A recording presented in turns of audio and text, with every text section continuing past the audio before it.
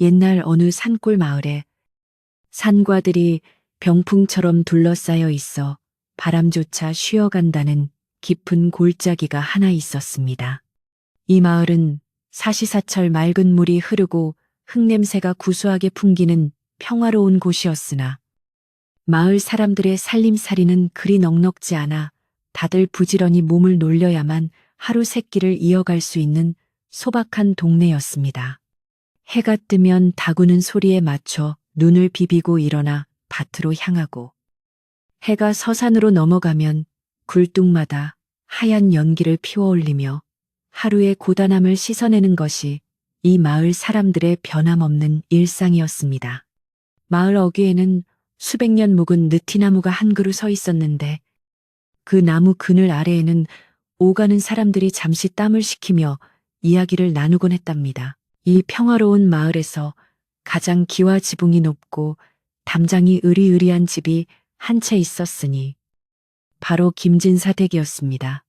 김진사는 마을의 기름진 농과 밭을 대부분 가지고 있을 만큼 큰 부자였지만 그 재물을 나누기보다는 곡식 창고에 쌓아두고 매일같이 곡간 열쇠를 매만지는 것을 더 좋아하는 사람이었습니다.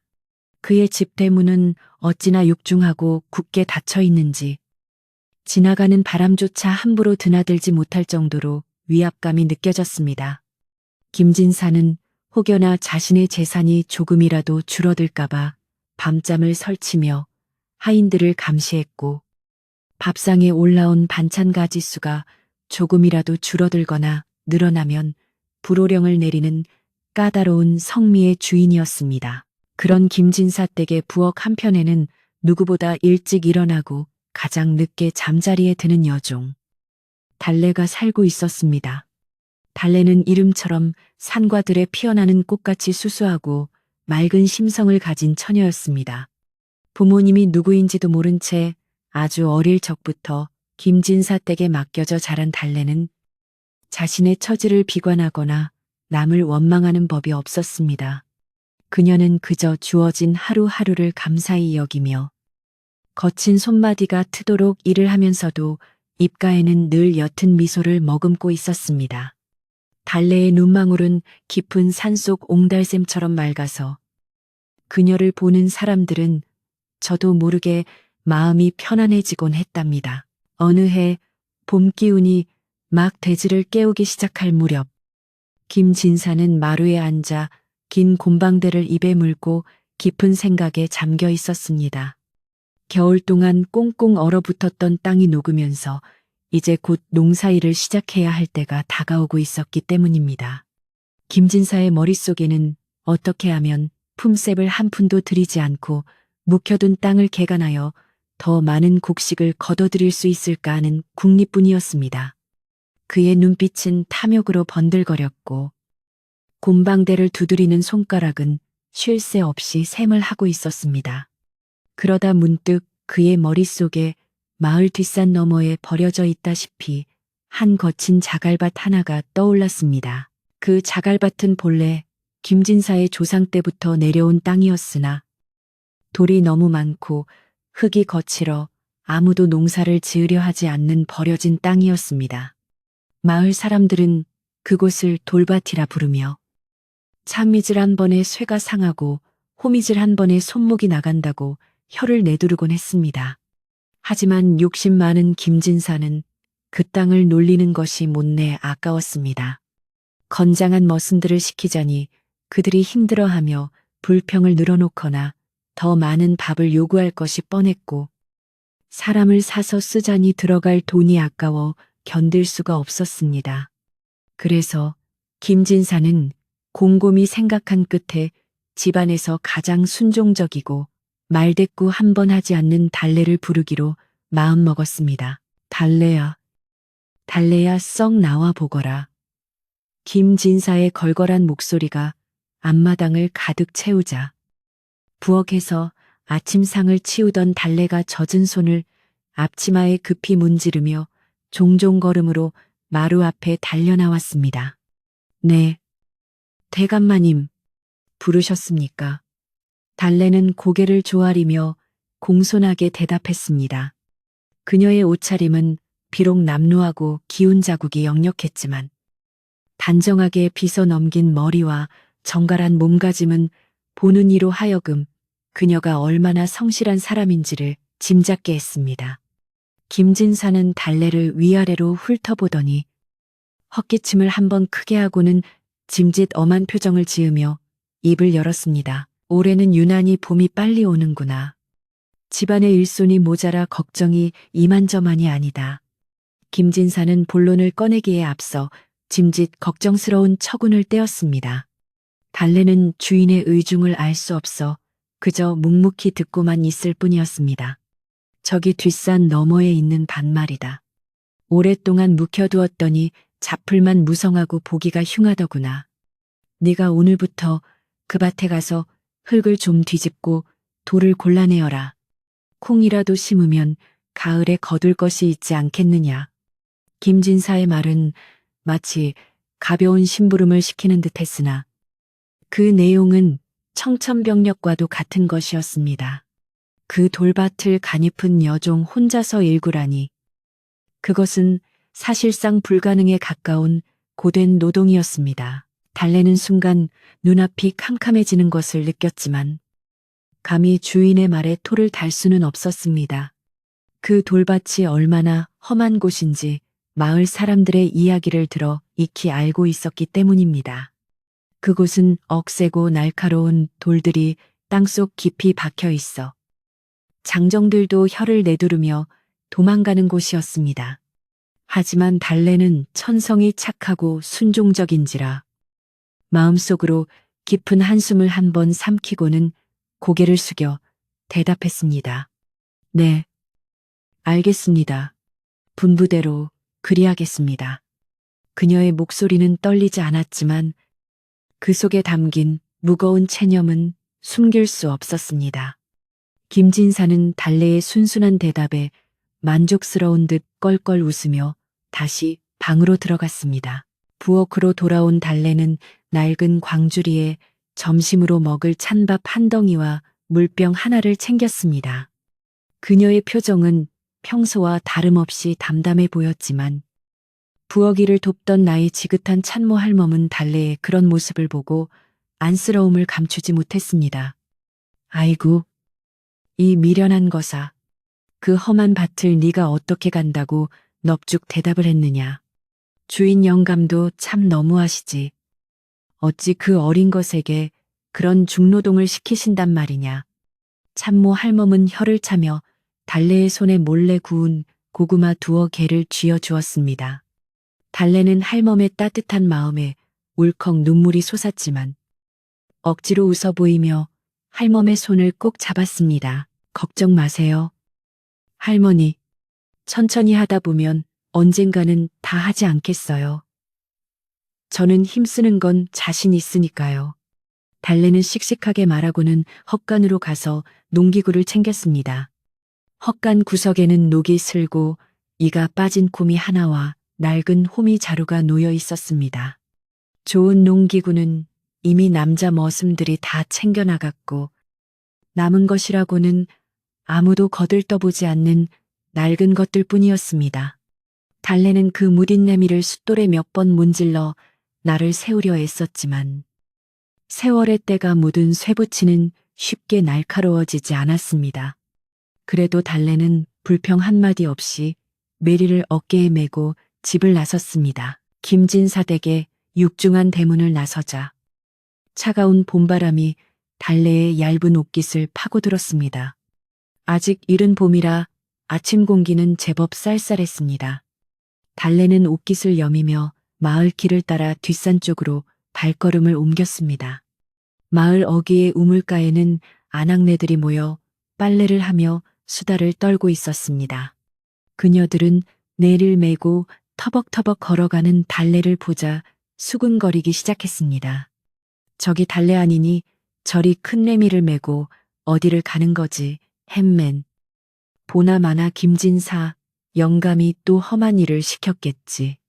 저 어린 것이 무슨 죄가 있다고 뼈 빠지게 고생만 하는지 몰라. 달래는 마을 사람들의 동정 어린 시선을 애써 외면하며 고개를 숙이고 걸었습니다. 자신이 처한 상황이 서럽지 않은 것은 아니었으나 남들에게 불쌍하게 보이는 것은 더 싫었기 때문입니다. 그녀는 마음속으로 노래를 흥얼거리며 발걸음을 재촉했습니다. 돌아가신 어머니가 어릴 적 불러주셨던 자장가 곡조였습니다. 자장, 자장, 우리 아가, 꽃밭에서 놀거라. 기억조차 희미한 어머니의 목소리가 귓가에 들리는 듯하여 달래는 잠시나마 고단함을 잊을 수 있었습니다. 마을을 벗어나 산길로 접어들자 인적은 드물어지고 산새 우는 소리만이 정막을 깨웠습니다. 산길은 가파르고 험했습니다. 지난 겨울 내린 눈이 녹아 땅은 질척거렸고 곳곳에 튀어나온 나무 뿌리가 발목을 잡았습니다. 달래는 숨이 턱까지 차오르는 것을 느끼며 가파른 언덕을 올랐습니다. 등줄기에서는 식은땀이 흘러내렸고 어깨를 짓누르는 매치의 무게는 점점 더 무겁게 느껴졌습니다. 하지만 그녀는 쉬지 않고 걸었습니다. 주인이 시킨 일을 해내야 한다는 책임감과 오늘 할당량을 채우지 못하면 저녁에 들을 꾸지람이 두려웠기 때문입니다. 한참을 걸어 고개 하나를 넘자 드디어 김진사가 말한 그 돌밭이 눈앞에 펼쳐졌습니다. 그곳은 밭이라기보다는 차라리 자갈 무덤에 가까웠습니다. 흙보다 돌이 더 많아 보였고 사람의 손길이 닿지 않아 억센 잡풀들이 제멋대로 자라나 엉켜 있었습니다. 밭의 가장자리에는 가시덤불이 무성하여 접근조차 쉽지 않아 보였습니다. 달래는 망연자실하여 한동안 그 광경을 바라보았습니다. 어디서부터 손을 대야 할지 막막하기만 했습니다. 바람이 불 때마다 마른 풀들이 스산한 소리를 내며 울었고 까마귀 한 마리가 고목 위에 앉아 까악까악 울어대니 분위기는 더욱 을씨년스러웠습니다. 그래도 해야지. 내가 안 하면 누가 하겠어. 달래는 혼잣말을 하며 주먹을 불끈 쥐었습니다. 그녀는 밭두렁 한쪽에 짐을 내려놓고 겉옷을 벗어 나뭇가지에 걸어두었습니다. 그리고는 내미를 들고 밭의 초입부터 파기 시작했습니다. 캉하는 맑고 날카로운 소리와 함께 침이 끝이 돌에 부딪혀 튕겨 나왔습니다. 흙은 딱딱하게 굳어 있었고 그 아래에는 크고 작은 돌멩이들이 촘촘히 박혀 있었습니다. 달래는 다시 한번 힘껏 쇠미를 내리찍었습니다. 이번에는 조금 더 깊이 들어갔지만 이내 또 다른 돌에 걸려 더 이상 들어가지 않았습니다. 처음 1시간 동안은 밭을 가는 것이 아니라 돌을 캐내는 작업의 연속이었습니다. 달래는 비리로 흙을 파헤치고 손으로 돌을 골라내어 밭 밖으로 던졌습니다. 작은 조약돌부터 사람 머리통만 한 바위까지 돌의 종류도 다양했습니다. 그녀의 손은 금세 흙투성이가 되었고 손톱 밑에는 까만 때가 끼어 들어갔습니다. 돌을 나르느라 손바닥 껍질이 벗겨져 쓰라렸지만 달래는 아픈 줄도 모르고 일에만 열중했습니다. 이마에서 흐른 땀이 눈으로 들어가 따가웠지만 흙 묻은 손으로 닦을 수 없어 어깨로 대충 훔쳐낼 뿐이었습니다. 해는 중천에 떠올라 정오를 알리고 있었습니다. 달래는 허리를 펴고 잠시 숨을 돌렸습니다. 아침부터 쉴 새 없이 일했지만 밭은 여전히 거칠고 험한 모습 그대로였습니다. 그녀가 일군 곳은 고작 밭의 귀퉁이 좁은 땅뿐이었습니다. 휴, 이 넓은 밭을 언제 다 갈까? 달래는 한숨을 쉬며 가져온 찬밥을 꺼냈습니다. 차갑게 식은 밥덩이를 한 입 빼어 물자. 서러움이 북받쳐 올랐지만 꾹 참으며 꼭꼭 씹어 삼켰습니다. 목이 메어 물을 마시며 하늘을 올려다보니 무심하게도 하늘은 눈이 시리도록 파랗고 구름 한 점 없었습니다. 점심을 먹고 난 뒤 달래는 다시 금이를 들었습니다. 오후가 되자 햇살은 조금 더 따뜻해졌지만 산바람은 여전히 차가웠습니다. 그녀는 묵묵히 땅을 파고 또 팠습니다. 치리질을 반복할수록 팔과 어깨의 근육이 비명을 질러댔지만 달래는 멈추지 않았습니다. 그녀의 머릿속에는 오직 오늘 해가 지기 전까지 저 바위 앞까지는 가야 한다는 생각뿐이었습니다. 잡념을 없애기 위해 그녀는 숫자를 세기도 하고 알고 있는 노래를 속으로 부르기도 했습니다. 흙냄새가 코끝을 맴돌고 땀방울이 땅을 적시며 그녀의 노동은 계속되었습니다. 그러던 중 달래의 깨미 끝에 무언가 둔탁하면서도 이질적인 느낌이 전해졌습니다. 돌에 부딪히는 캉 소리가 아니라 무언가 깨지는 듯한 퍽 하는 소리였습니다. 달래는 매비지를 멈추고 고개를 갸웃거렸습니다. 나무 뿌리인가 아니면 독이라도 묻혀 있나? 그녀는 조심스럽게 흙을 파헤쳐 보았습니다. 호미로 주변 흙을 살살 긁어내자 흙 속에 묻혀 있던 하얀 물체가 서서히 모습을 드러내기 시작했습니다. 처음에는 둥근 박 같기도 하고 커다란 버섯 같기도 했습니다. 하지만 흙을 더 털어내자 드러난 그것의 정체는 다름 아닌 사람의 해골이었습니다. 보통 사람 같으면 악하고 비명을 지르며 뒤로 자빠지거나 혼비백산하여 도망쳤을 것입니다. 하지만 달래는 놀란 가슴을 쓸어내리면서도 도망치지 않았습니다. 오히려 그 해골을 물끄러미 바라보며 기이한 연민을 느꼈습니다. 흙 속에 오랫동안 묻혀 있어 흙빛이 배어 있었지만 그 형태는 온전했습니다. 달래는 깨미를 내려놓고 그 앞에 쭈그리고 앉았습니다. 어쩌다 이 깊은 산속, 거친 돌밭에 홀로 묻혀 계셨습니까? 달래는 나직하게 중얼거렸습니다. 그녀의 눈에는 두려움보다는 슬픔이 어려 있었습니다. 자신처럼 부모 없이 외롭게 자란 처지라 그런지 아무도 돌보지 않는 척박한 땅에 버려진 그 유골이 남 같지 않게 느껴졌던 것입니다. 달래는 주위를 둘러보았지만 무덤의 흔적이나 비석 따위는 찾아볼 수 없었습니다. 그저 누군가 급하게 묻었거나 혹은 세월의 흐름 속에 잊혀진 누군가의 흔적임이 분명했습니다. 달래는 잠시 일손을 놓고 생각에 잠겼습니다. 주인마님께 알리면 분명 재수없게 해골이 나왔느냐며 당장 갖다 버리라고 호통을 치실 게 뻔했습니다. 혹은 부정을 탄다며 자신을 더욱 구박할지도 모를 일이었습니다. 달래는 결심을 굳힌 듯 입술을 다물었습니다. 그녀는 자신의 낡은 치마폭을 찢을 수는 없었지만 대신 가지고 다니던 낡은 수건을 꺼냈습니다. 그리고는 조심스럽게, 아주 조심스럽게 해골에 묻은 흙을 털어내기 시작했습니다. 마치 살아있는 사람의 얼굴을 닦아주듯 그녀의 손길은 부드럽고 정성스러웠습니다. 해는 뉘엿뉘엿 서산으로 기울어가고 있었고 산 그림자가 길게 밭을 덮기 시작했습니다.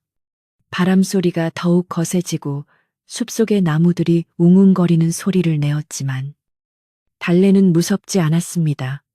그녀는 흙 속에서 나온 외로운 존재와 마주하며 알 수 없는 깊은 교감을 나누고 있었습니다. 이것은 단순한 우연이 아니라 하늘이 자신에게 맡긴 어떤 숙제일지도 모른다는 생각이 어렴풋이 들었습니다. 달래는 이제 막 밭에서 나온 그 하얀 뼈를 어떻게 수습해 줄지 고민하며 주변의 양지 바른 곳을 찾아 두리번거렸습니다. 그녀의 착한 마음씨가 저물어가는 산골의 저녁 노을처럼 붉고 따뜻하게 번져나갔습니다. 달래는 떨리는 손길로 자신의 허리춤에 매달려 있던 물병을 꺼내 들었습니다. 하루 종일 거친 돌밭을 일구느라 목이 타들어갈 듯 말랐지만 그녀는 자신의 입을 적시는 대신 그 귀한 물을 해골 위로 조심스럽게 부었습니다. 차가운 물줄기가 하얀 뼈 위로 흐르며 묵은 흙먼지를 씻어내자 해골은 마치 오랫동안 기다려왔던 단비를 맞은 듯 더욱 하얗고 정갈한 빛을 띠기 시작했습니다. 달래는 자신의 저고리 소매 끝으로 조심스럽게 뼈의 구석구석을 닦아내며 이름 모를 이의 넋을 위로하듯 나직한 목소리로 중얼거렸습니다. 그녀의 손길에는 두려움이나 꺼림칙함은 조금도 섞여 있지 않았고, 오직 오갈 데 없는 영혼을 향한 깊은 연민과 따뜻한 정성만이 가득했습니다. 해골을 깨끗이 닦아낸 달래는 이제 이 불쌍한 뼈를 어디에 묻어주어야 할지 주변을 둘러보았습니다. 자신이 일구던 돌밭은 너무 춥고 삭막하여 다시 그곳에 묵고 싶지는 않았습니다. 그녀는 천일을 지팡이 삼아 짚고 천천히 밭두렁을 따라 위쪽으로 올라갔습니다. 돌밭의 가장자리, 큰 바위가 바람을 막아주고 하루 종일 햇볕이 가장 오래 머무는 양지바른 곳이 눈에 들어왔습니다. 그곳은 비록 자풀이 무성했지만 바위 틈 사이로 이름 모를 들꽃이 한 송이 피어 있어 왠지 모르게 포근하고 아늑한 기운이 감도는 땅이었습니다. 여기가 좋겠습니다. 바람도 덜하고 햇볕도 따뜻하니 부디 이곳에서 편히 쉬세요. 달래는 그 자리에 털썩 주저앉아 호미를 들고 땅을 파기 시작했습니다. 돌밭과는 달리 그곳의 흙은 부드럽고 따뜻했습니다.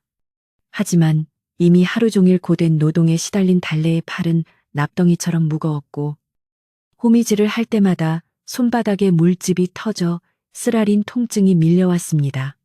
그럼에도 달래는 멈추지 않았습니다. 대충 얕게 묻으면 산짐승들이 파헤칠까 걱정되어 그녀는 자신의 무릎 깊이만큼 깊게 땅을 파내려갔습니다.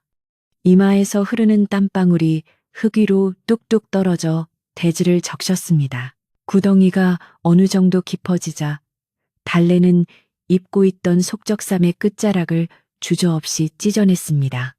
거친 흙이 직접 뼈에 닿지 않게 하려는 배려였습니다.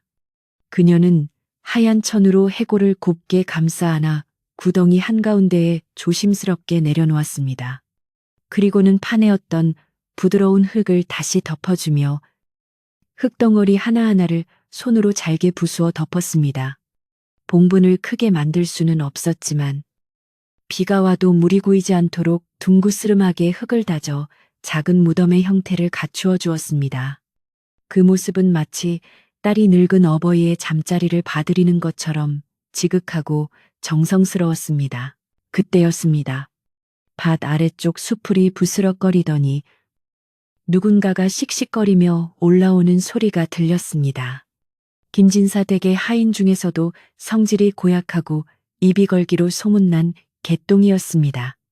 주인 김진사가 해가 지도록 달래가 돌아오지 않자 혹시나 꾀를 부리고 도망친 것은 아닌지 감시하라고 보낸 것이었습니다.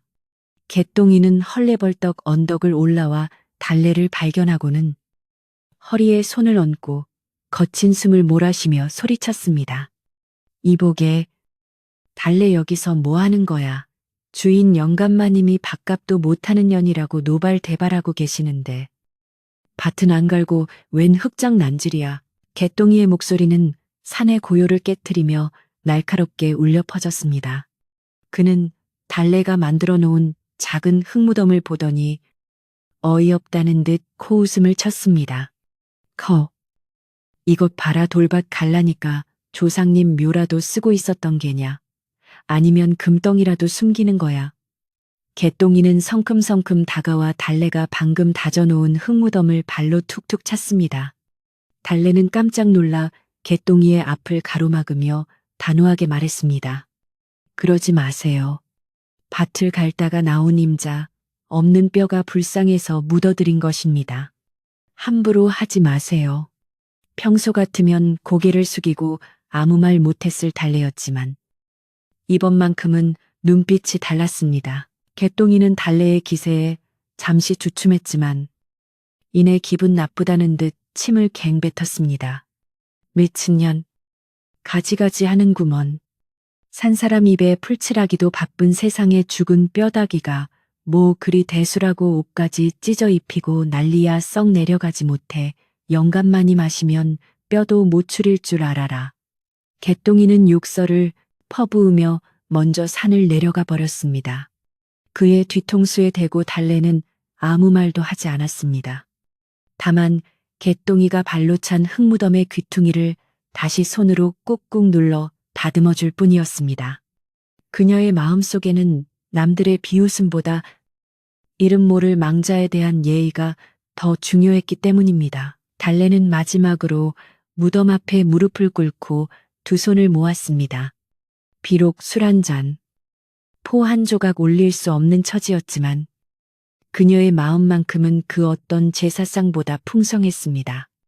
누구신지 모르오나 이제 차가운 돌틈이 아닌 따뜻한 흙품에서 편히 잠드소서. 제가 해드릴 수 있는 것은 이것뿐입니다. 달래는 깊이 머리 숙여 절을 올렸습니다. 산바람이 불어와 그녀의 흐트러진 머리카락을 스치고 지나갔고 어디선가 소쩍새 우는 소리가 구슬프게 들려왔습니다. 달래가 절을 마치고 일어섰을 때 왠지 모르게 주변의 공기가 한결 부드러워진 듯한 느낌이 들었습니다. 산을 내려오는 길은 이미 어둠이 짙게 깔려 있었습니다. 달빛조차 구름에 가려 희미한 밤길이었지만 달래는 무섭지 않았습니다. 평소라면 산짐승이 튀어나올까 두려워 발걸음을 재촉했을 테지만 오늘따라 누군가가 자신의 뒤를 든든하게 지켜주며 동행하는 듯한 기분이 들었기 때문입니다. 그녀의 발걸음은 하루 종일 고된 일을 한 사람이라고는 믿기지 않을 만큼 가벼웠습니다. 등 뒤에서 불어오는 바람이 마치 그녀의 등을 따뜻하게 밀어주는 것만 같았습니다. 달래는 터덜터덜 걸어 마을 어귀의 느티나무 아래를 지났습니다. 김진사댁 대문에 들어서자마자 기다리고 있던 집사 어른의 호통이 떨어졌습니다. 네, 2년 지금이 몇 시인데 이제야 기어들어 오는 게냐. 개똥이 말이 사실이었구나. 밭에서 딴짓하느라 해가 지는 줄도 몰랐다지. 집사는 회초리를 들고 달래를 위협했습니다. 달래는 변명하지 않고 그저 고개를 깊이 숙이며 죄송하다는 말만 되풀이했습니다. 자신이 한 일이 잘못된 일이 아니라고 믿었기에 억울함보다는 마음의 평온함이 더 컸습니다. 집사는 달래의 태도가 뻔뻔해 보였는지 혀를 차며 손을 내저었습니다. 에이, 재수 없는 것. 꼴도 보기 싫으니 썩 물러가라. 오늘 저녁밥은 없을 줄 알아라. 달래는 조용히 물러나 부엌 뒤편에 있는 자신의 작은 방으로 향했습니다. 방이라기보다는 창고 한 구석을 칸막이로 막아 만든 비좁고 누추한 곳이었습니다. 찬바람이 문틈으로 숭숭 들어오는 냉방이었지만 달래에게는 유일하게 다리를 뻗고 쉴 수 있는 소중한 공간이었습니다. 하루 종일 굶은 배가 꼬르륵 소리를 냈지만 부엌에 몰래 들어가 밥을 훔쳐 먹을 용기는 없었습니다. 그녀는 참모 할멈이 낮에 챙겨주었던 식은 고구마 반쪽이 주머니에 남아있는 것을 발견하고 그것을 오물오물 씹으며 허기를 달랬습니다. 목이 메어왔지만 오늘 한 착한 일을 떠올리며 스스로를 위로했습니다. 차가운 냉돌 바닥에 얇은 멍석 한 장을 깔고 누우니 그제야 온몸의 긴장이 풀리면서 극심한 피로가 몰려왔습니다. 탈의질로 혹사당한 어깨와 허리가 끊어질 듯 아팠고 손바닥의 물집은 화끈거렸습니다. 하지만 달래의 마음은 이상하리만치 편안했습니다. 마치 따뜻한 소미불을 덮은 것처럼 몸이 노곤해지더니 눈꺼풀이 천근만근 무거워졌습니다. 어머니. 달래는 습관처럼 어머니를 부르며 스르르 잠속으로 빠져들었습니다. 바깥에서는 밤바람이 거세게 불어 문풍지를 흔들어댔지만 달래의 귓가에는 그 소리마저 자장가처럼 들려왔습니다. 얼마나 잤을까? 달래는 꿈속에서 기이한 광경을 마주했습니다. 캄캄하던 사방이 갑자기 환해지더니 오색찬란한 구름이 발 아래 깔리고 향긋한 꽃내음이 코를 찔렀습니다. 그녀가 서 있는 곳은 더 이상 춥고 비좁은 하녀의 방이 아니었습니다. 눈부시게 아름다운 복사꽃이 만발한 천상의 정원 한가운데에 그녀가 서 있었습니다. 달래는 어리둥절하여 주변을 두리번거렸습니다. 여기가 어디지 내가 죽어서 천국에 온 것일까? 그녀는 자신의 볼을 꼬집어 보았지만 생생한 감각은 이것이 단순한 객꿈이 아님을 말해주고 있었습니다. 그때 저 멀리서 눈이 부실 정도로 밝은 빛이 달래를 향해 다가오기 시작했습니다. 그 빛은 너무나 강렬하여 똑바로 쳐다볼 수 없을 정도였지만 눈이 시리거나 아프지는 않았습니다. 오히려 그 빛을 쬐고 있자니 온몸의 통증이 씻은 듯이 사라지고 마음속 깊은 곳까지 따뜻한 기운이 차오르는 것을 느꼈습니다. 빛은 점점 더 가까워지더니 서서히 사람의 형상을 갖추기 시작했습니다. 달래는 숨을 죽이고 그 모습을 지켜보았습니다. 빛 속에서 나타난 이는 세상 사람이라고는 믿기지 않을 만큼 고운 자태를 한 여인이었습니다. 머리에는 옥으로 만든 장식을 꽂고 비단으로 지은 고운 한복을 입은 그 여인은 마치 선녀와 같았습니다.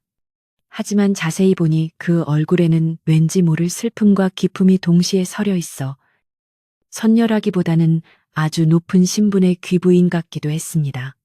여인은 달래를 바라보며 은은한 미소를 지었습니다. 그 미소는 달래가 낮에 돌밭에서 느꼈던 그 기묘한 친밀감과 묘하게 닮아 있었습니다. 달래야, 참으로 고맙구나. 여인의 목소리는 옥쟁반의 구슬이 굴러가는 듯 맑고 청아했습니다.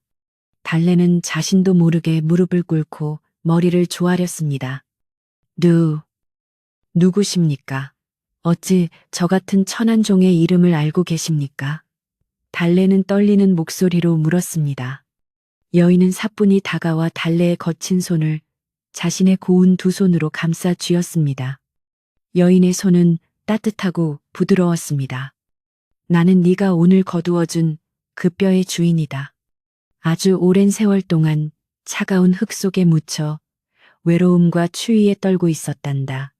달래는 고개를 들어 여인의 얼굴을 바라보았습니다. 놀라움에 입이 다물어지지 않았습니다. 그렇다면 그 해골이 정말 부인께서? 여인은 고개를 끄덕였습니다. 그렇단다. 억울한 사연으로 객지에서 죽어 아무도 돌보지 않는 그곳에 묻혔지. 지나는 사람들은 나를 보고 재수없다며 침을 뱉거나 발로 차고 지나갔으나 너만은 나를 사람으로 대접해주고 따뜻한 옷자락을 찢어 입혀주었구나. 내 수백 년을 기다려 너 같은 고운 마음씨를 가진 사람을 만나기를 고대했단다. 여인의 눈가에는 맑은 이슬 같은 눈물이 맺혔습니다. 그녀는 달래의 손을 더욱 꼭 잡으며 말을 이었습니다. 네 정성에 보답하고자 내가 이곳에 왔다. 네가 보여준 그 마음은 하늘도 감동시킬 만한 것이니 내 너에게 큰 선물을 주고자 한다. 달래는 손사래를 쳤습니다. 아닙니다. 부인, 저는 그저 해야 할 일을 했을 뿐입니다. 보답을 바라고 한 일이 아닙니다. 달래의 순수한 대답에 여인은 더욱 환하게 웃었습니다. 그 욕심없는 마음이 너를 더욱 귀하게 만드는구나. 하지만 이것은 하늘이 너에게 내리는 복이니 사양하지 말거라. 여인은 소매에서 빛나는 구슬 같은 것을 꺼내는 시냅을 하더니 손가락으로 산 너머의 한 방향을 가리켰습니다. 그곳은 안개가 자욱하여 잘 보이지 않았지만 여인의 손끝이 닿자 안개가 걷히며 어떤 장소가 선명하게 드러났습니다. 잘 보아라. 달래야, 내일 날이 밝으면 주인의 눈을 피해 산 너머 서쪽에 있는 아무도 거들떠보지 않는 땅을 찾아가거라. 그곳은 겉보기에는 쓸모없는 황무지 같으나 실은 천하의 기운이 모이는 명당이란다. 달래는 여인이 가리키는 곳을 뚫어지게 바라보았습니다. 그곳은 마을 사람들이 귀신 나오는 숲이라며 근처에도 각이 꺼리는 음산한 곳이었습니다. 그곳은 사람들이 가기 무서워하는 곳이 아닙니까? 달래가 묻자 여인은 고개를 저으며 신비로운 표정을 지었습니다. 사람들의 눈에는 그렇게 보일지 모르나 마음이 맑은 자에게는 진실이 보이는 법이다. 그곳에서 달이 가장 오래 머무는 자리를 찾거라.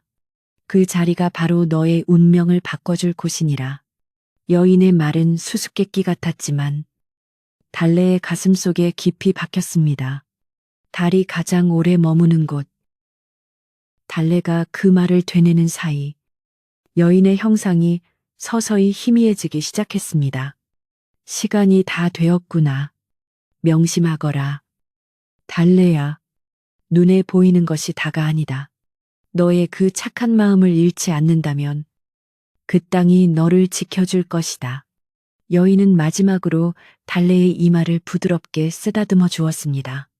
그 손길이 닿은 곳에서 따뜻한 기운이 전신으로 퍼져나갔습니다.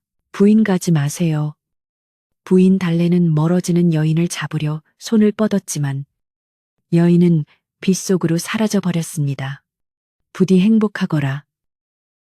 여인의 목소리가 메아리처럼 울려 퍼지며 꿈속의 꽃밭도 서서히 안개 속으로 흩어졌습니다. 달래는 아쉬움에 소리치며 허공을 휘저었지만 잡히는 것은 아무것도 없었습니다. 꿈에서 깨어나려는 듯 그녀의 몸이 움찔거렸습니다. 새벽 닭이 우는 소리가 멀리서 들려왔습니다. 달래는 번쩍 눈을 떴습니다. 좁고 추운 방 안은 여전히 어두웠지만 달래의 몸은 이상하게도 가뿐했습니다. 어제까지 온몸을 짓누르던 근육통도 거짓말처럼 사라져 있었습니다. 그녀는 자리에 앉아 자신의 손을 내려다보았습니다. 꿈속에서 여인이 잡아주었던 그 따뜻한 온기가 여전히 손끝에 남아있는 듯 했습니다. 달이 가장 오래 머무는 곳. 달래는 꿈속의 말을 다시 한번 입 밖으로 내뱉었습니다. 창호지 문 밖으로 희미하게 동이 터오고 있었습니다. 이제 달래의 하루는 어제와는 전혀 다른 하루가 될 것임을 예감하며 그녀는 조용히 자리에서 일어났습니다. 날이 밝아오자 동쪽 하늘이 붉게 물들기 시작했고 마을의 새벽 공기는 여느 때보다 상쾌했습니다. 달래는 자리에서 일어나 기지개를 켰습니다. 어제 하루 종일 돌밭을 갈았음에도 불구하고 몸은 솜털처럼 가벼웠고 쑤시던 어깨와 허리의 통증은 씻은 듯이 사라져 있었습니다. 꿈속에서 만난 귀부인이 잡아주었던 손의 온기가 여전히 남아있는 듯 달래의 마음속에는 알 수 없는 자신감과 희망이 샘솟았습니다. 그녀는 부엌으로 나가 세수를 하며 거울 속에 비친 자신의 얼굴을 보았습니다. 보쑥하던 볼에는 생기가 돌았고 눈동자는 밤하늘의 별처럼 초롱초롱하게 빛나고 있었습니다. 달래는 아침밥을 짓는 내내 꿈속의 여인이 남긴 수수께끼 같은 말을 곱씹었습니다. 달이 가장 오래 머무는 곳을 찾으라. 그 말은 단순히 밤이 긴 곳을 의미하는 것 같지는 않았습니다. 달래는 솥에 불을 지피며 머릿속으로 마을 주변의 지형을 하나하나 그려보았습니다. 동쪽 산마루, 서쪽 계곡, 그리고 남쪽의 너른 들판까지. 하지만 아무리 생각해도 달이 유독 오래 머무는 곳이 어디인지는 쉽게 떠오르지 않았습니다. 밥이 끓어오르는 구수한 냄새가 부엌을 가득 채울 때쯤 달래는 문득 마을 사람들이 음지짝이라 부르며 꺼리는 산비탈 하나를 떠올렸습니다. 그곳은 마을 서쪽 산등성이에 위치한 비탈진 땅으로 해가 일찍 지고 그늘이 져서 농사가 잘 되지 않는다고 알려진 곳이었습니다. 사람들은 그곳을 도깨비터라거나 귀신이 나오는 숲이라 부르며 근처에 가기를 꺼려했습니다. 하지만 달래는 곰곰이 생각해 보았습니다. 해가 일찍 진다는 것은 반대로 달이 가장 먼저 떠올라 가장 늦게까지 비추는 곳일 수도 있지 않을까 하는 생각이 스쳤습니다. 꿈속의 여인이 가리켰던 방향도 얼추 그쪽과 일치했습니다. 설마 그 버려진 땅이 명당이라니. 달래는 고개를 갸웃거렸지만 왠지 모를 확신이 가슴 한구석에서 꿈틀거렸습니다. 아침 식사가 끝나고 김진사는 마루에 나와 뒷짐을 지고 서성거렸습니다. 그는 달래가 어제 돌밭 일을 제대로 했는지 혹시 꾀병을 부리지는 않는지 감시할 작정이었습니다. 달래야, 오늘은 어제보다 더 넓은 땅을 갈아야 한다. 해가 중천에 뜨기 전까지 밭의 절반을 뒤집지 않으면 점심은 국물도 없을 줄 알아라. 김진사의 호통에 달래는 씩씩하게 대답했습니다. 네, 알겠습니다. 염려 마십시오. 그녀의 목소리에는 힘이 넘쳤고 표정은 밝았습니다. 김진사는 달래의 그런 태도가 역마음에 들지 않았습니다. 고된 일을 시키면 울상을 짓거나 애원해야 마땅한데 오히려 싱글벙글한 모습이 수상쩍었기 때문입니다. 달래는 피의를 메고 집을 나섰습니다. 어제와는 달리 발걸음이 구름 위를 걷는 듯 가벼웠습니다. 마을 어귀를 지나 산길로 접어들면서 달래는 일부러 길을 조금 돌아 음지짝이라 불리는 그 땅 쪽으로 향했습니다. 사람들이 다니지 않아 자풀이 허리까지 자라 있었고 덩굴 식물들이 나무를 칭칭 감고 있어 으스스한 분위기를 자아내는 곳이었습니다. 하지만 달래의 눈에는 그곳이 다르게 보였습니다. 자풀 사이로 비치는 아침 햇살이 유독 따스하게 느껴졌고 바람에 흔들리는 나뭇가지들이 마치 어서 오라고 손짓하는 것만 같았습니다. 달래는 조심스럽게 수풀을 헤치고 그 땅의 중심부로 들어갔습니다. 놀랍게도 밖에서 볼 때와는 달리 안쪽은 꽤 평평하고 아늑한 공간이 숨겨져 있었습니다. 사방이 낮은 언덕으로 둘러싸여 있어 바람을 막아주고 있었고 흙을 만져보니 검고 윤기가 흘렀습니다. 세상에, 겉보기에는 험한 숲 같았는데 속은 이렇게 포근하다니. 달래는 감탄하며 주위를 둘러보았습니다. 그때 나무 사이로 하얀 달의 흔적이 희미하게 보였습니다. 아침이 밝았는데도 아직 서쪽 하늘에 걸려있는 낫달이 바로 그 땅을 비추고 있었던 것입니다. 달이 가장 오래 머무는 곳. 바로 여기였어. 달래는 가슴이 벅차오르는 것을 느꼈습니다. 선녀님의 말씀이 틀리지 않았음을 확인한 그녀는 서둘러 원래 일터인 돌밭으로 발길을 돌렸습니다. 남들이 보기에는 쓸모없는 땅일지 모르지만 달래에게는 그곳이 희망의 땅으로 보였습니다. 돌밭에 도착한 달래는 다미를 들고 다시 일을 시작했습니다. 어제까지만 해도 바위처럼 단단하게 느껴지던 땅이 오늘은 왠지 모르게 부드럽게 느껴졌습니다. 그녀는 콧노래를 흥얼거리며 밭을 갈았습니다. 몸속 깊은 곳에서 솟구치는 기운 덕분에 가이질 한 번에 흙덩이가 쩍쩍 갈라지고 돌멩이들이 튀어나갔습니다. 한편 김진사의 명령을 받고 몰래 달래의 뒤를 밟던 하인 개똥이는 나무 뒤에 숨어서 이 모든 광경을 지켜보고 있었습니다. 개똥이의 눈에는 달래의 행동이 기이하게만 보였습니다. 아침부터 험한 숲속을 헤집고 들어가더니 혼자 실실 웃지를 않나. 죽어라 밭을 갈면서도 힘든 기색 하나 없이 콧노래를 부르는 모습이 영락없이 실성한 사람 같기도 하고 무언가 좋은 일이 있는 사람 같기도 했습니다. 전현이 드디어 미쳤나 아니면 밭에서 뭘 주워 먹었나 힘이 장사네. 장사야. 개똥이는 고개를 절레절레 흔들며 중얼거렸습니다.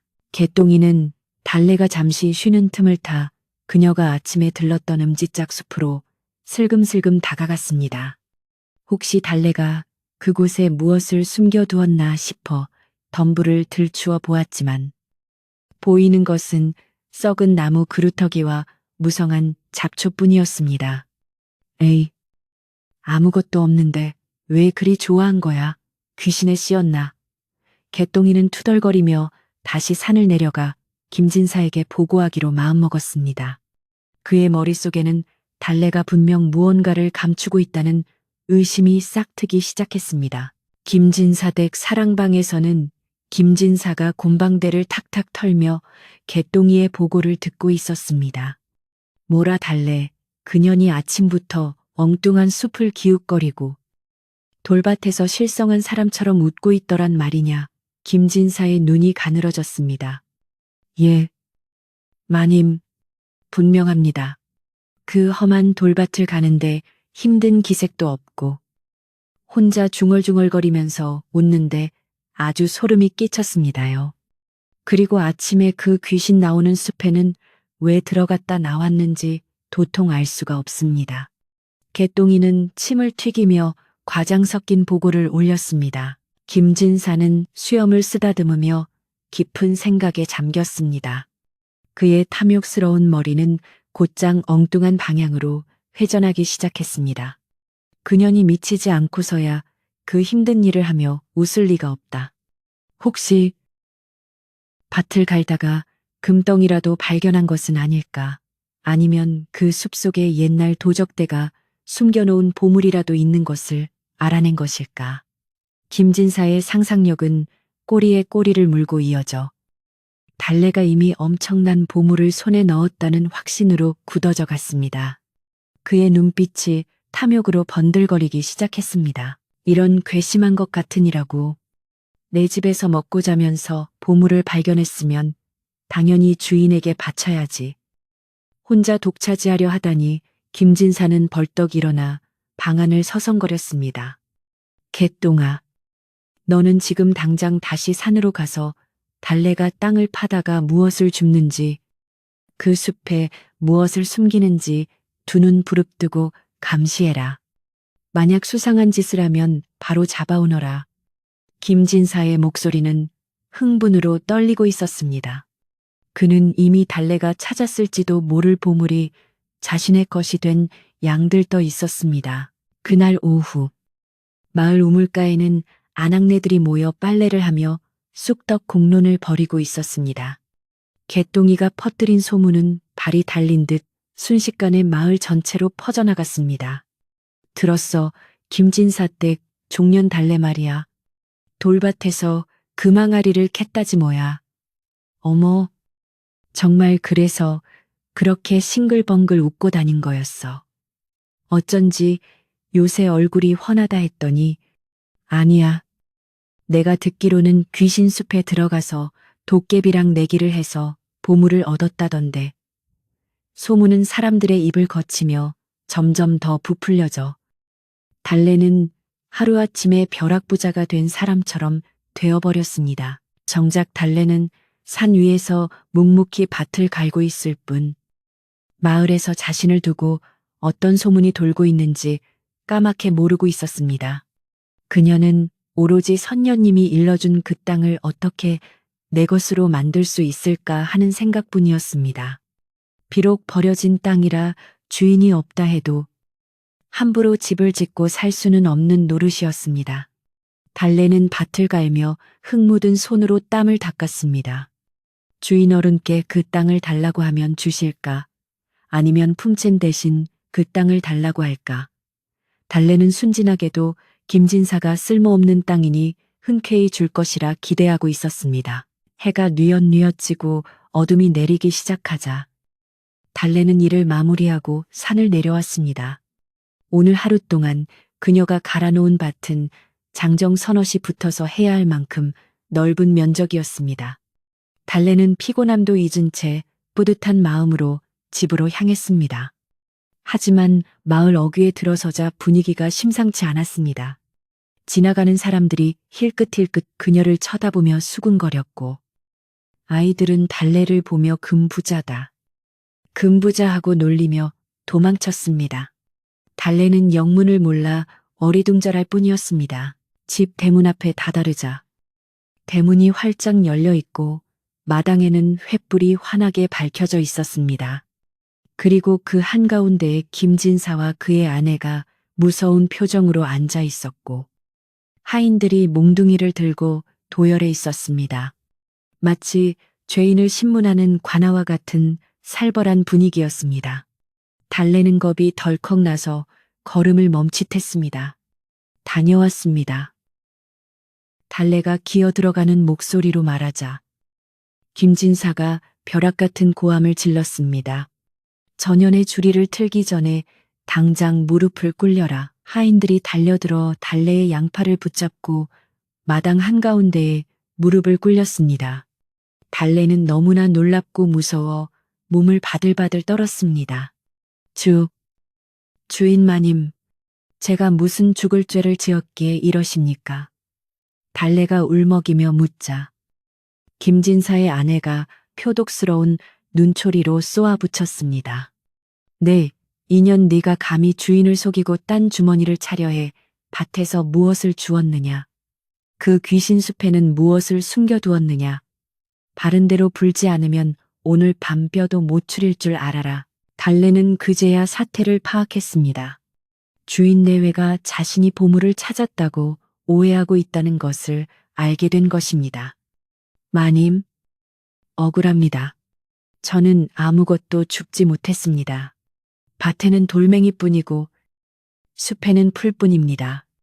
맹세코 숨긴 것은 없습니다. 달래는 닭똥 같은 눈물을 흘리며 호소했습니다.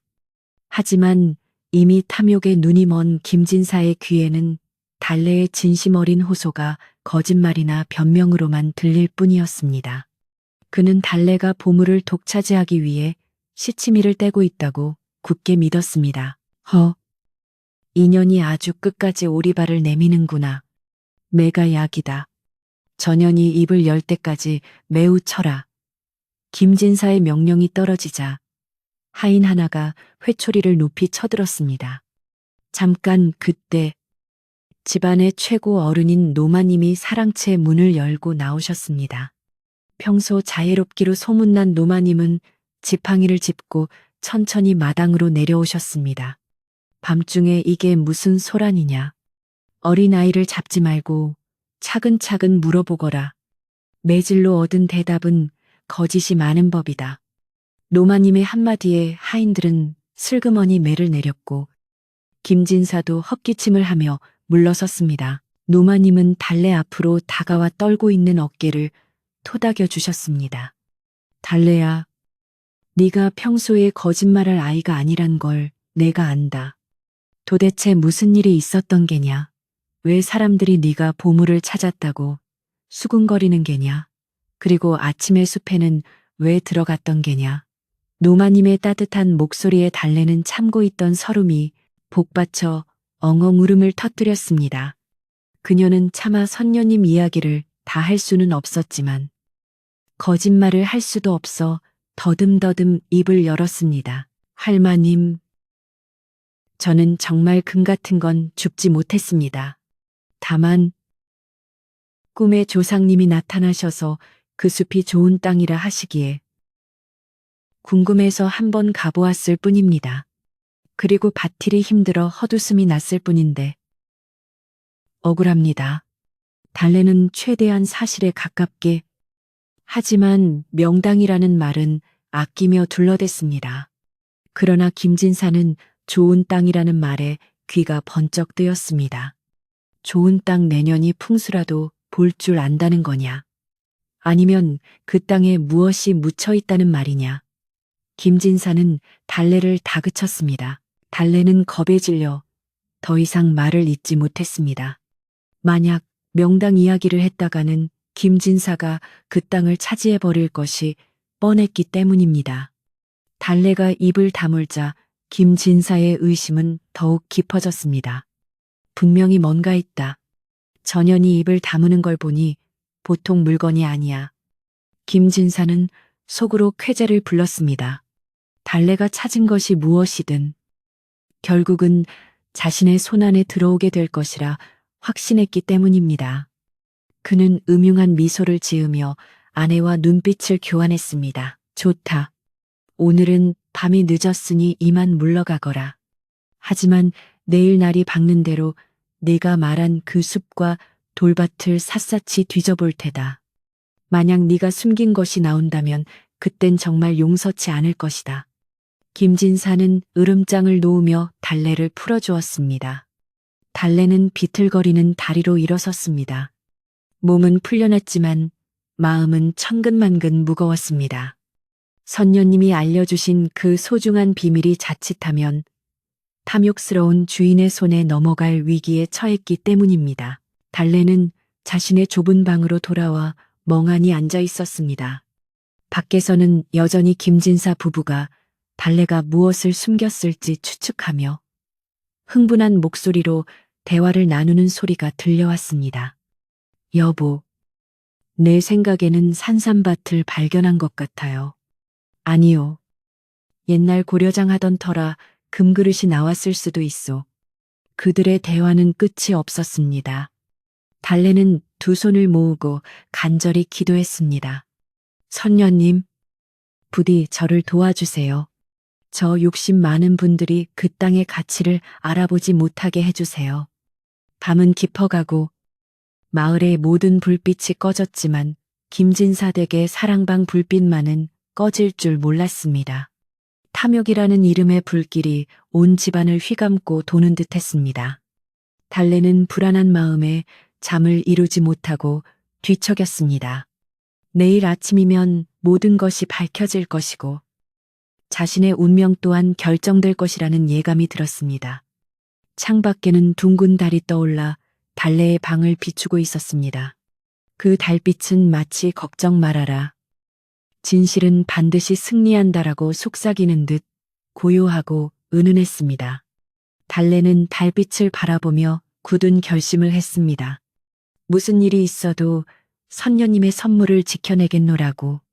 날이 밝기가 무섭게 김진사 댁 안팎은 벌집을 쑤셔놓은 듯 소란스러웠습니다. 김진사는 밤새 한숨도 못 잤는지 눈이 내타고 붉게 충혈되어 있었지만 탐욕에 찬 기세만큼은 그 어느 때보다 등등했습니다. 그는 새벽같이 하인들을 깨워 곡괭이와 삽을 챙기게 하고 마당 한가운데에 달래를 세워두었습니다.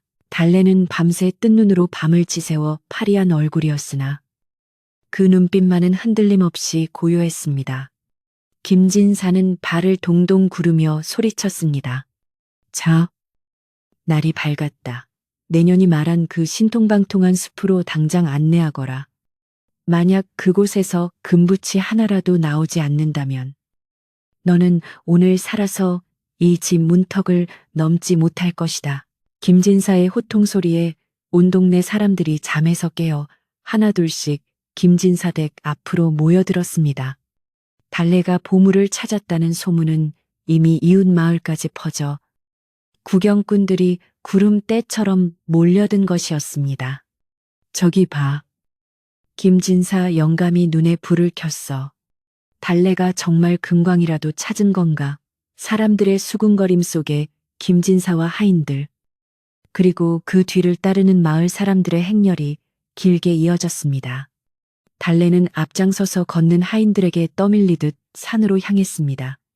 아침 이슬이 채 마르지 않은 풀숲을 헤치며 나아가는 그들의 모습은 마치 죄인을 끌고 가는 포졸들의 행렬 같기도 하고 보물섬을 찾아가는 탐험대 같기도 했습니다. 마침내 일행은 문제의 음지짝 숲, 즉 사람들이 귀신이 나온다고 꺼리던 그 숲 어귀에 도착했습니다. 아침 햇살이 비치기 시작했지만 빽빽하게 우거진 나무와 덩굴 때문에 숲 안쪽은 여전히 어둑어둑했습니다. 음습한 기운이 감돌고 어디선가 까마귀 우는 소리가 들려오자 뒤따르던 마을 사람들은 몸을 움츠리며 주춤거렸습니다. 어우, 여기가 거기잖아. 도깨비터. 여기서 무슨 보물이 나온다고 그래. 사람들의 불평에도 아랑곳하지 않고 김진사는 눈을 번뜩이며 명령했습니다. 무엇들 하느냐. 당장 저 숲을 샅샅이 뒤져라. 땅을 파고 나무를 베어서라도 숨겨진 것을 찾아내라. 주인의 불호령의 하인들은 주저주저하며 숲으로 들어갔습니다. 낫으로 덩굴을 걷어내고 삽으로 땅을 파헤치기 시작했습니다. 고요하던 숲은 순식간에 난장판이 되었습니다. 수백 년 묵은 이끼가 벗겨지고 잠자던 돌들이 파헤쳐졌습니다. 김진사는 뒷짐을 지고 서서 그 광경을 지켜보며 금방이라도 번쩍이는 금덩이가 튀어나오기를 기다렸습니다. 달래는 한쪽 구석에 서서 그 무자비한 광경을 지켜보았습니다. 마음이 아팠습니다. 선녀님이 일러주신 소중한 땅이 탐욕스러운 사람들의 발길질에 상처 입는 것만 같았기 때문입니다. 하지만 그녀는 지금 당장 할 수 있는 일이 없어 입술만 깨물 뿐이었습니다. 1시간, 2시간이 지나고 해가 중천으로 솟아올랐지만 숲에서 나오는 것이라고는 썩은 나무뿌리와 돌멩이, 그리고 놀라서 도망가는 뱀과 들쥐뿐이었습니다. 금은커녕 동전 한 뼘도 나오지 않았습니다. 땀투성이가 된 하인들은 지쳐서 하나둘씩 삽을 내려놓고 바닥에 주저앉았습니다. 마님, 아무것도 없습니다요. 땅을 한 길이나 팠는데 붉은 흙밖에 안 나옵니다. 개똥이가 숨을 헐떡이며 보고하자 김진사의 얼굴은 기대감에서 실망감으로, 그리고 이내 걷잡을 수 없는 분노로 일그러지기 시작했습니다. 그는 지팡이로 땅을 내리치며 고래고래 소리를 질렀습니다. 이런 빌어먹을 내년이 감히 나를 능멸해 보물은 어디 있느냐? 네가 어젯밤 몰래 빼돌린 것이냐? 아니면 애초에 나를 골탕 먹이려고 꾸민 짓이냐? 김진사는 달래에게 달려들어 멱살을 잡을 듯이 위협했습니다. 구경하던 마을 사람들도 에이, 헛걸음했네 하며 혀를 찼습니다. 달래는 김진사의 서슬퍼런 눈빛을 피하지 않고 똑바로 쳐다보며 말했습니다. 마님, 저는 보물이 있다고 말씀드린 적이 없습니다. 다만 꿈속의 어르신이 이곳이 좋은 땅이라 하셨을 뿐입니다. 제 눈에는 이곳이 비옥하고 따뜻해 보입니다. 그것이 저에게는 보물입니다. 달래의 대답에 김진사는 기가 막히다는 듯 헛웃음을 터뜨렸습니다. 뭐라, 이 음침하고 축축한 땅이 보물이라고, 허허. 인연이 정말 미쳤구나. 아니면 귀신의 씨여도 단단히 씨였어. 김진사는 주위를 둘러보았습니다. 그의 눈에는 그저 자풀이 무성하고 볕도 잘 들지 않는, 농사짓기에는 최악인 쓸모없는 땅으로만 보였습니다. 이런 땅은 줘도 안 갖는다. 내 쌀독을 축내면서 이런 헛소리나 짓거리다니. 더 이상 너를 내 집에 둘 수 없다. 김진사의 머릿속에는 달래가 더 이상 쓸모없는 존재, 아니 오히려 집안에 재수 없는 기운을 불러올 불길한 존재로 여겨지기 시작했습니다. 그때 김진사의 뇌리에 번뜩이는 생각이 스쳤습니다.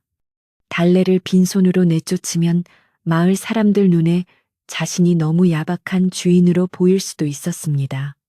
하지만 달래가 이 쓸모없는 땅을 좋다고 했으니 이 땅을 주는 척하며 내쫓으면 명분도 서고 골칫덩이도 처리할 수 있겠다 싶었습니다. 게다가 이 땅은 어차피 세금만 나가고 아무짝에도 쓸모없는 골칫거리 땅이었습니다. 김진사는 표정을 바꾸며 비릿한 미소를 지었습니다. 좋다. 달래야, 네가 정이 땅이 그렇게 좋다면 내 너의 그동안의 노고를 생각해서 큰 선심을 쓰마. 사람들은 김진사의 말에 귀를 기울였습니다. 김진사는 짐짓 거드름을 피우며 말을 이었습니다. 너는 오늘부로 내 집에서 나가거라. 대신 네가 그토록 보물이라 칭송하는 이 귀신숲과 그 너머 자갈밭을 너에게 주겠다. 이것을 네 몫으로 줄 터이니 앞으로 살든 죽든 내 알아서 하고 다시는 내 집 근처에 얼씬도 하지 말라. 김진사의 선언은 마치 엄청난 아량을 베푸는 듯 했지만 실상은 아무것도 가진 것 없는 여종을 황무지로 내몰아 굶어 죽게 만드는 것이나 다름없는 잔인한 처사였습니다. 마을 사람들은 웅성거렸습니다. 아이고, 저 척박한 땅에서 계집아이 혼자 어떻게 산단 말인가. 김진사도 참 너무하네. 차라리 쌀이라도 한 가마니 주지. 동정 어린 시선이 달래에게 쏟아졌습니다. 하지만 달래의 반응은 뜻밖이었습니다. 그녀는 울며불며 매달리는 대신 단정하게 옷매무새를 다듬고 김진사 앞에 큰 절을 올렸습니다. 고맙습니다. 마님, 그 은혜 잊지 않겠습니다. 이 땅을 주신다면 저는 더 이상 바랄 것이 없습니다. 달래의 목소리에는 진심 어린 감사가 담겨 있었습니다. 김진사는 달래가 정말로 실성했다고 생각하며 혀를 찼습니다. 쟁쟁대우. 복을 줘도 못 먹는 멍청한 것. 김진사는 그 자리에서 하인을 시켜 먹을 갈게하고 문서를 하나 작성했습니다. 이 숲과 돌밭의 소유권을 달래에게 넘긴다는 내용이었습니다. 혹시라도 나중에 달래가 딴소리를 하거나 만에 하나 이 땅에서 정말로 무언가 나왔을 때 골치 아픈 일이 생길까봐 아예 관계를 끊어버리려는 심산이었습니다. 자, 여기 손도장을 찍어라. 이제 이 땅은 내 것이니 여기서 굶어 죽든 귀신에게 잡혀가든 나는 모르는 일이다. 김진사는 문서를 달래에게 던져주었습니다. 달래는 소중하게 그 문서를 품에 안았습니다. 그것은 그녀에게 단순한 땅 문서가 아니라 새로운 인생을 여는 열쇠와도 같았습니다. 김진사와 하인들, 그리고 구경꾼들이 모두 산을 내려가자 숲에는 다시 정적이 찾아왔습니다. 북적거리던 사람들의 소음이 사라지고 나니 바람 소리와 새소리만이 달래의 귓가를 스쳤습니다. 달래는 홀로 숲 한가운데 덩그러니 남겨졌습니다. 가진 것이라고는 입고 있는 옷 한 벌과 품에 안은 문서 한 장. 그리고 김진사 댁에서 나올 때 챙겨 나온 낡은 호미 한 자루가 전부였습니다. 막막함이 밀려올 법도 했지만 이상하게도 달래의 마음은 호수처럼 평온했습니다. 드디어 이 땅이 온전히 자신의 것이 되었다는 사실에 가슴 벅찬 희열마저 느꼈습니다. 달래는 우선 비바람을 피할 곳을 마련해야 했습니다. 그녀는 숲의 가장 안쪽, 어제 보았던 달이 머무는 자리로 갔습니다. 그곳은 큰 바위가 등 뒤를 막아주고 있어 아늑했습니다. 달래는 주변에 널려있는 나뭇가지를 모으고 넝쿨을 걷어내어 엮기 시작했습니다. 비록 도구는 부족했지만 그녀의 손놀림은 야무졌습니다. 어릴 때부터 험한 일을 도맡아 해온 덕분에 움막 하나 짓는 것은 그리 어려운 일이 아니었습니다. 해가 서산으로 뉘엿뉘엿 넘어갈 무렵 작지만 제법 튼튼한 움막 하나가 완성되었습니다. 날이 어두워지자 숲은 칠흑 같은 어둠에 잠겼습니다. 산짐승 우는 소리가 들려오고 찬바람이 옷깃을 파고들었습니다. 김진사 댁의 따뜻한 아랫목이 생각날 법도 했지만 달래는 움막 안에 마른 낙엽을 깔고 앉아 무릎을 감싸 안았습니다. 그때 구름 사이로 둥근 달이 떠올랐습니다. 달빛은 나뭇잎 사이를 뚫고 들어와 달래의 작은 보금자리를 환하게 비추었습니다. 놀랍게도 그 달빛은 차갑지 않고 따뜻했습니다. 달래는 그 빛을 받으며 중얼거렸습니다. 선녀님, 감사합니다. 이제 이곳이 제 집입니다. 한편 달래를 내쫓은 김진사 댁은 겉보기에는 평온해 보였지만 속은 엉망이 되어가고 있었습니다. 달래가 도맡아 하던 부엌일이며 청소, 빨래를 할 사람이 없어진 것입니다. 다른 하인들이 그 일을 나누어 맡았지만 누구도 달래만큼 꼼꼼하고 부지런하지 못했습니다. 아니, 밥에 돌이 왜 이렇게 많아? 마당에 낙엽이 그대로잖아. 김진사의 불호령은 끊이지 않았고 집안 곳곳에는 먼지가 쌓여갔습니다. 김진사는 달래를 쫓아낸 것을 후회하지는 않았지만 그녀의 빈자리가 주는 불편함에 짜증이 날로 늘어만 갔습니다. 하지만 그는 자신이 승리했다고 믿으며 애써 그 불편함을 무시했습니다. 며칠이 지나자 마을 사람들의 관심도 시들해졌습니다. 달래가 귀신 숲에서 굶어 죽었을 것이라 수군거리는 사람도 있었고 밤에 산에서 도깨비불을 보았다는 헛소문도 돌았습니다. 하지만 누구도 감히 그 숲에 들어가 확인해 보려 하지 않았습니다. 덕분에 달래는 누구의 방해도 받지 않고 조용히 자신만의 삶을 꾸려나갈 수 있었습니다. 그녀는 낮에는 돌밭에 나가 돌을 골라내고 밤에는 숲에서 나는 산나물과 열매로 끼니를 때웠습니다. 비록 몸은 고단하고 배는 고팠지만 마음만은 김진사 댁에 있을 때보다 훨씬 자유롭고 편안했습니다. 달래는 숲속에서 지내며 이 땅의 진가를 하나씩 발견해 나갔습니다. 사람들이 음질하며 꺼리던 이 숲은 사실 수맥이 좋아 물이 마르지 않는 곳이었고, 두터운 부엽토층은 어떤 씨앗을 심어도 싹을 틔울 만큼 비옥했습니다. 김진사가 보지 못한 것, 아니 볼 수 없었던 것들이 달래의 맑은 눈에는 하나둘씩 보이기 시작했습니다.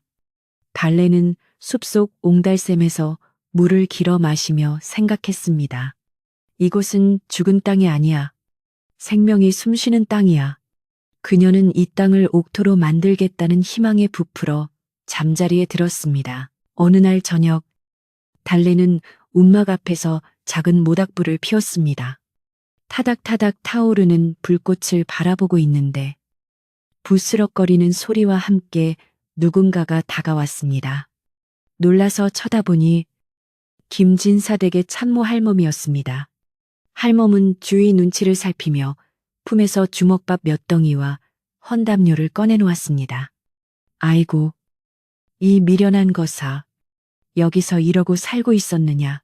굶어 죽은 줄 알고 내가 얼마나 걱정했는지 아느냐. 할멈은 달래의 거친 손을 잡고 눈물을 훔쳤습니다. 달래는 할멈의 따뜻한 정에 목이 메었지만 환하게 웃으며 말했습니다. 할머니, 걱정 마세요. 저는 여기가 정말 좋아요. 이 땅이 저를 지켜주는 것 같아요. 참모 할멈은 달래의 얼굴이 왠지 모르게 전보다 훨씬 편안하고 맑아진 것을 보고 내심 놀랐습니다. 초라한 움막에 살면서도 귀티가 흐르는 달래의 모습에서 할멈은 예사롭지 않은 기운을 느꼈습니다. 그래, 네가 그렇다면 다행이다만 부디 몸 조심하거라. 가끔 내가 몰래 먹을 것을 가져다 주마.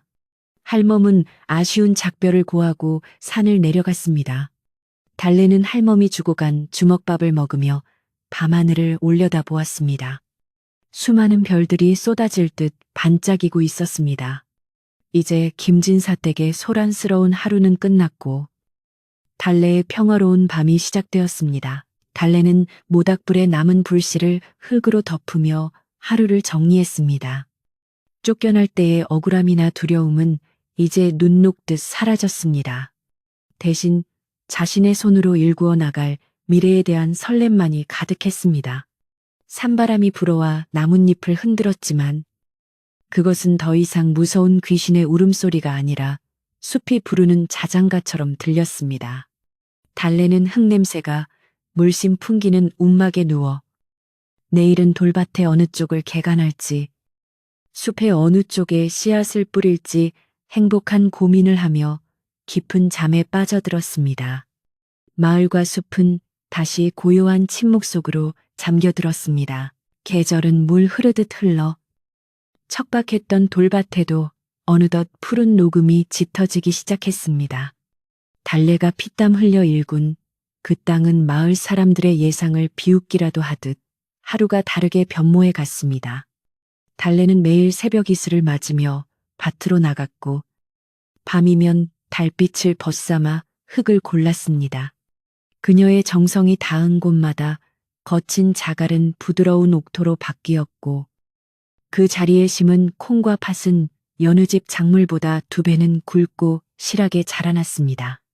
사람들은 그저 달래가 밤낮 없이 일한 덕분이라 생각했지만 사실 그것은 땅 자체가 품고 있는 신비한 지력 덕분이기도 했습니다. 그곳은 선녀님이 말씀하신 대로 하늘의 기운과 땅의 기운이 만나는 천하의 명당이었던 것입니다. 여름이 지나고 가을이 찾아오자 달래의 밭은 황금빛 물결로 출렁였습니다. 마을의 다른 논밭은 그의 유난히 심했던 가뭄으로 인해 작황이 좋지 않았지만 유독 달래의 땅만은 옹달샘에서 솟아나는 맑은 물 덕분에 가뭄을 모르고 풍년을 맞이했습니다. 수확의 계절. 달래는 낫을 들고 밭으로 나갔습니다. 묵직하게 고개 숙인 벼 이삭과 주렁주렁 매달린 호박들을 보며 달래는 감격의 눈물을 흘렸습니다. 감사합니다. 이 모든 것이 보살펴 주신 덕분입니다. 달래는 허공을 향해 그리고 밭 한쪽에 모셔둔 이름 모를 그분의 무덤을 향해 깊이 고개를 숙였습니다. 그녀의 창고는 걷어들인 곡식으로 가득 차기 시작했습니다. 어느 날 늦은 오후, 달래는 밭 가장자리에 있는 큰 바위 아래를 정리하고 있었습니다. 그곳은 달래가 처음 움막을 지었던 자리이자 꿈속에서 선녀가 달이 가장 오래 머무는 곳이라고 지목했던 바로 그 지점이었습니다. 흙을 파내어 배수로를 만들던 중 달래의 호미 끝에 틱하고 둔탁한 소리가 걸렸습니다. 돌인가 싶어 파내려 했지만 흙을 걷어낼수록 드러나는 것은 커다란 독의 뚜껑이었습니다. 달래는 가슴이 두근거리는 것을 느끼며 조심스럽게 주변의 흙을 파헤쳤습니다. 한참을 파내려 가자 사람 몸통만 한 커다란 옹기 항아리 하나가 모습을 드러냈습니다. 떨리는 손으로 항아리의 뚜껑을 열자 그 안에서 눈부신 광채가 쏟아져 나왔습니다. 항아리 속에는 옛날 돈인 엽전 꾸러미와 금덩이, 그리고 은으로 만든 각종 장신구들이 가득 차 있었습니다. 그것은 아주 먼 옛날, 난리를 피해 이곳에 숨어들었던 어떤 부자가 묻어두고는 찾지 못한 보물임이 분명했습니다. 달래는 입을 다물지 못하고 그 자리에 주저앉았습니다. 꿈속의 선녀님이 주신 선물은 단순히 비옥한 땅뿐만이 아니라 달래가 평생 쓰고도 남을 만큼의 재물이었던 것입니다. 하지만 달래는 그 재물을 보고 욕심에 눈이 멀기보다는 두려움과 감사함이 먼저 앞섰습니다. 그녀는 다시 한번 무릎을 꿇고 하늘에 감사의 절을 올렸습니다. 달래가 큰 부자가 되었다는 소문은 삽시간에 마을 전체로 퍼져나갔습니다. 사람들은 처음에는 믿지 않았으나 달래가 짓기 시작한 번듯한 기와집과 그녀의 곳간에 쌓인 곡식들을 보며 사실임을 인정할 수밖에 없었습니다.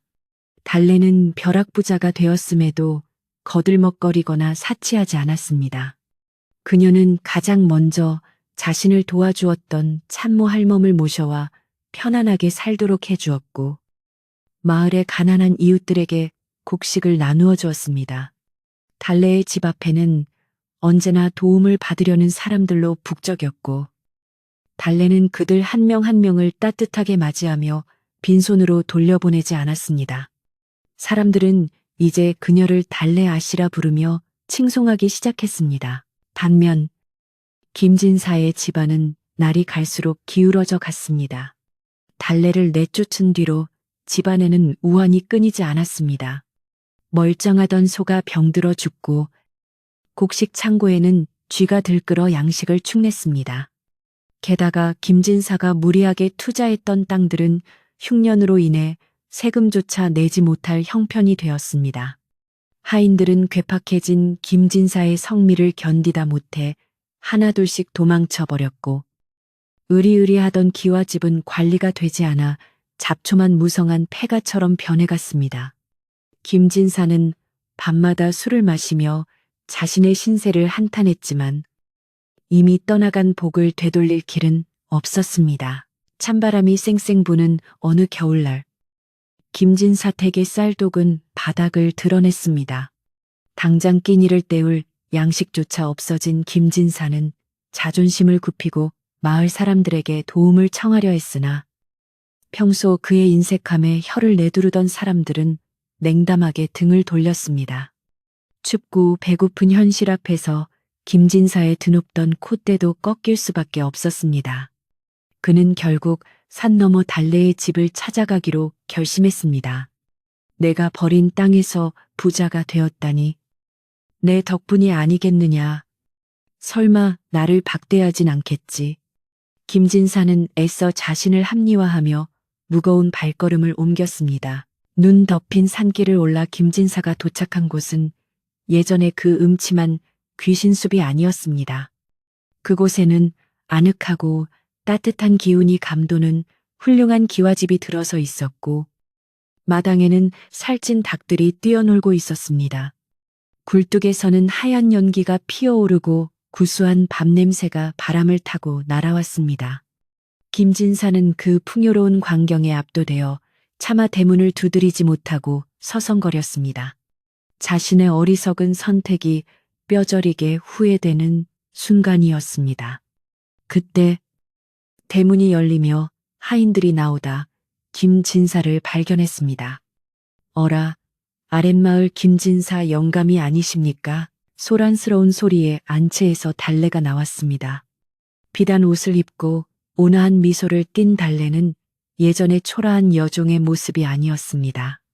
김진사는 부끄러움에 고개를 들 수 없어 몸을 돌려 도망치려 했습니다. 하지만 달래는 버선발로 달려와 김진사의 옷소매를 잡았습니다. 마님, 아니 어르신, 누추한 곳까지 어인일로 오셨습니까? 날이 춥습니다. 어서 안으로 드시지요. 달래의 목소리에는 원망이나 비웃음이 조금도 섞여 있지 않았습니다. 그녀는 진심으로 옛 주인을 걱정하고 있었습니다. 달래는 김진사를 따뜻한 아랫목에 앉히고 정성스러운 밥상을 차려내 왔습니다. 하얀 쌀밥에 고깃국, 그리고 각종 나물 반찬이 한 상 가득 차려졌습니다. 김진사는 며칠 만에 보는 밥상 앞에 체면도 있고 허겁지겁 숟가락을 들었습니다. 따뜻한 국물이 목을 타고 넘어가자 얼어붙었던 몸과 마음이 녹아내리며 참았던 눈물이 왈칵 쏟아졌습니다. 그는 밥그릇을 비우고 나서야 달래 앞에 무릎을 꿇고 통곡했습니다. 달래야, 내가 잘못했다. 내 눈이 어두워 보배를 알아보지 못하고 너를 구박했구나. 나를 용서해 다오. 달래는 황급히 김진사를 일으켜 세웠습니다. 어르신, 그러지 마십시오. 모든 것은 하늘의 뜻이 아니겠습니까? 어르신이 저를 이 땅으로 보내주셨기에 제가 복을 얻을 수 있었습니다. 그러니 지난 일은 잊으시고 이제라도 마음 편히 지내십시오. 달래는 김진사에게 돌아갈 때 가져갈 쌀 2가마니와 돈을 넉넉히 챙겨주었습니다. 김진사는 달래의 넓은 아량에 감복하여 그 후로는 욕심을 버리고 남은 생을 참회하며 조용히 살았다고 합니다. 달래가 베푼 덕은 사람들의 입을 타고 전설처럼 전해지게 되었습니다. 세월이 흘러 달래는 머리가 하얗게 센 할머니가 되어서도 여전히 그 집을 지키며 살았습니다. 그녀는 매년 해골을 묻어준 날이 되면 정성스럽게 제사를 지냈고 밭에서 나온 수확물은 마을 사람들과 나누었습니다. 마을 사람들은 달래의 집을 복을 짓는 집이라 불렀고 그 마을은 달래 덕분에 흉년을 모르는 풍요로운 마을이 되었습니다. 욕심 없는 마음과 작은 생명도 귀하게 여기는 정성이 얼마나 큰 복을 가져오는지 사람들은 달래를 보며 배우게 되었습니다. 깊은 밤, 달래는 마루에 앉아 하늘을 올려다 보았습니다. 둥근 보름달이 환하게 떠올라온 세상을 비추고 있었습니다. 달빛은 수십 년 전 돌밭에서 해골을 닦아주던 그날처럼, 그리고 꿈속에서 선녀님을 만났던 그날처럼 변함없이 따뜻하고 은은했습니다. 어디선가 불어온 바람이 풍경 소리를 딸랑딸랑 울리며 지나갔습니다. 달래는 평온한 미소를 지으며 눈을 감았습니다. 고맙습니다. 모두가 편안한 밤이 되기를. 그녀의 나지막한 속삭임이 밤바람에 실려온 마을을 덮어주었습니다. 옛 이야기는 여기서 끝이 납니다. 착한 마음은 언젠가 반드시 보답을 받는다는 이 이야기가 오늘 밤 당신의 꿈자리에도 따뜻한 복을 가져다 주기를 바랍니다. 산과 들이 잠들고 바람도 숨을 죽이는 고요한 시간입니다. 걱정과 근심은 모두 저 밖의 어둠 속에 놓아두고 달래가 마련한 따뜻한 아랫목 같은 이불 속에서 편안하게 눈을 감으세요. 하늘의 별들이 당신을 지켜주는 이 밤, 부디 좋은 꿈 꾸시길 바랍니다. 안녕히 주무세요.